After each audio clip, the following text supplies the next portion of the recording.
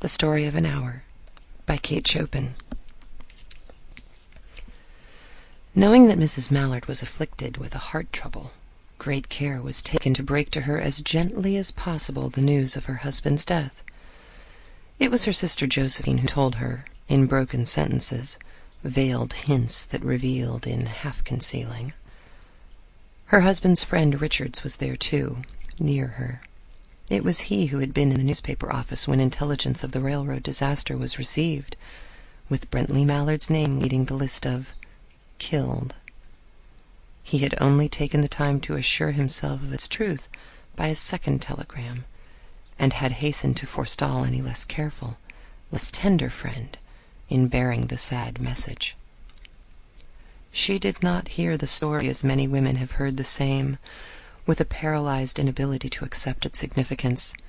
She wept at once, with sudden, wild abandonment, in her sister's arms. When the storm of grief had spent itself, she went away to her room alone. She would have no one follow her. There stood, facing the open window, a comfortable, roomy armchair. Into this she sank, pressed down by a physical exhaustion that haunted her body and seemed to reach into her soul. She could see in the open square before her the tops of trees that were all a-quiver with the new spring life. The delicious breath of rain was in the air. In the street below, a peddler was crying his wares. The notes of a distant song which someone was singing reached her faintly, and countless sparrows were twittering in the eaves. There were patches of blue sky showing here and there through the clouds that had met and piled one above the other in the west facing her window. She sat with her head thrown back upon the cushion of the chair, quite motionless, except when a sob came up into her throat and shook her, as a child who has cried itself to sleep continues to sob in its dreams. She was young, with a fair, calm face whose lines bespoke repression and even a certain strength. But now there was a dull stare in her eyes, whose gaze was fixed away off yonder on one of those patches of blue sky. It was not a glance of reflection, but rather it indicated a suspension of intelligent thought. There was something coming to her, and she was waiting for it, fearfully. What was it? She did not know. It was too subtle and elusive to name, but she felt it, creeping out of the sky, reaching toward her through the sounds, the scents, the color that filled the air. Now her bosom rose and fell tumultuously. She was beginning to recognize this thing that was approaching to possess her, and she was striving to beat it back with her will, as powerless as her two white slender hands would have been. When she abandoned herself, a little whispered word escaped her slightly parted lips. She said it over and over under her breath. Free, free, free. The vacant stare and the look of terror that had followed it went from her eyes. They stayed keen and bright. Her pulses beat fast, and the coursing blood warmed and relaxed every inch of her body. She did not stop to ask if it were or were not a monstrous joy that held her. A clear and exalted perception enabled her to dismiss the suggestion as trivial. She knew that she would weep again when she saw the kind, tender hands folded in death, the face that had never looked, save with love, upon her, fixed and gray and dead. But she saw beyond that bitter moment a long procession of years to come that would belong to her absolutely, and she opened and spread her arms out to them in welcome.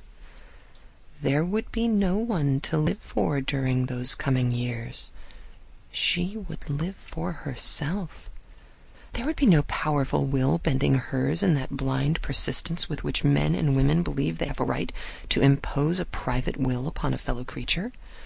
A kind intention or a cruel intention made the act seem no less a crime, as she looked upon it in that brief moment of illumination. And yet she had loved him, sometimes. Often she had not. What did it matter? What could love, the unsolved mystery, count for in the face of this possession of self-assertion, which she suddenly recognized as the strongest impulse of her being?